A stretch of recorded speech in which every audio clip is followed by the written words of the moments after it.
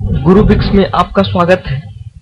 आइए इस वीडियो में हम equation of a plane in normal form पढ़ें।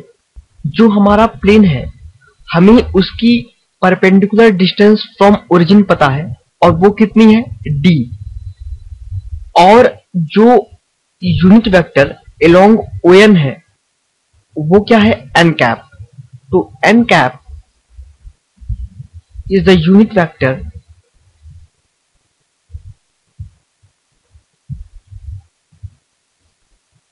along ON। और ये ON क्या है? ON वो परपेंडिकुलर लाइन है जो हमने ड्रॉ की है from origin to perpendicular of this plane. तो हम ON वेक्टर को कैसे लिख सकते हैं? ON vector is equals to D N cap. ये जो n कैप है वो एक यूनिट वेक्टर है जो कि ON की डायरेक्शन में है, और d क्या है? d ON वेक्टर का मैग्नीट्यूड है। तो इसलिए हम ON वेक्टर को इस तरह से लिख सकते हैं। और मान लीजिए कि ये जो प्लेन है वो प्लेन एक पॉइंट P से पास कर रहा है जिसके कोऑर्डिनेट क्या है x, y, z, और जो इस पॉइंट का पोजीशन वेक्टर है विथ रिस्पेक्ट टू ओरिजिन वो है r vector. So this is r vector, this is np vector.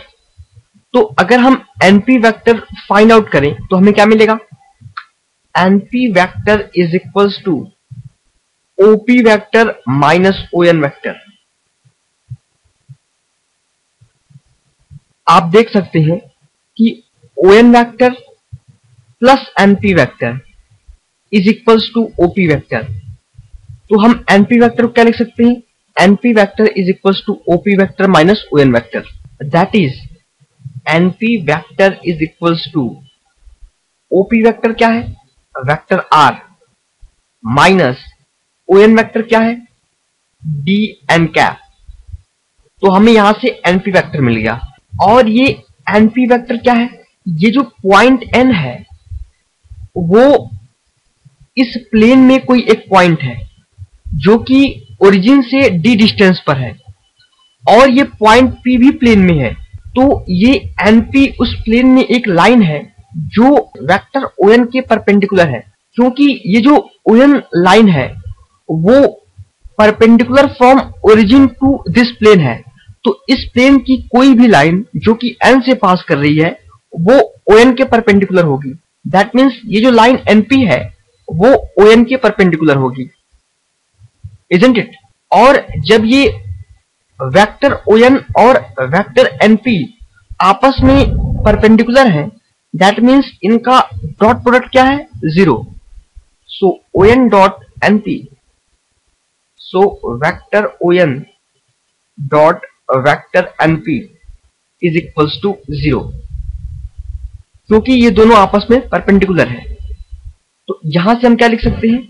हमारे पास वेक्टर ON क्या है? dn cap. तो dn कैप डॉट हमारे पास वेक्टर np क्या है? Vector r minus dn cap, that is equals to 0। ये है हमारी प्लेन की इक्वेशन जो कि ओरिजिन से d डिस्टेंस पर है और वो किसी पॉइंट P से पास कर रही है जिसके कोऑर्डिनेट क्या है x, y, z। और ये d क्या है? d है perpendicular from origin to the plane, और ये d 0 नहीं है। That means this term should be 0। This implies n cap dot vector r minus dn cap is equals to 0 since d is not equals to 0। तो यहां से आपको क्या मिल जाएगा?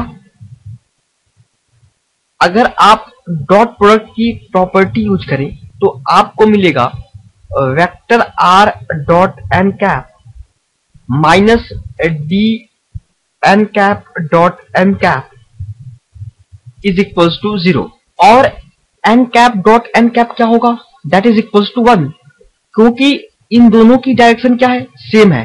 दैट मीन्स इन दोनों के बीच का एंगल क्या होगा? 0।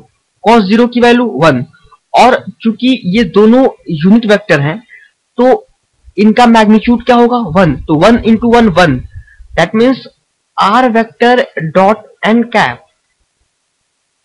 minus d is equals to 0. This implies vector r dot n cap is equals to d.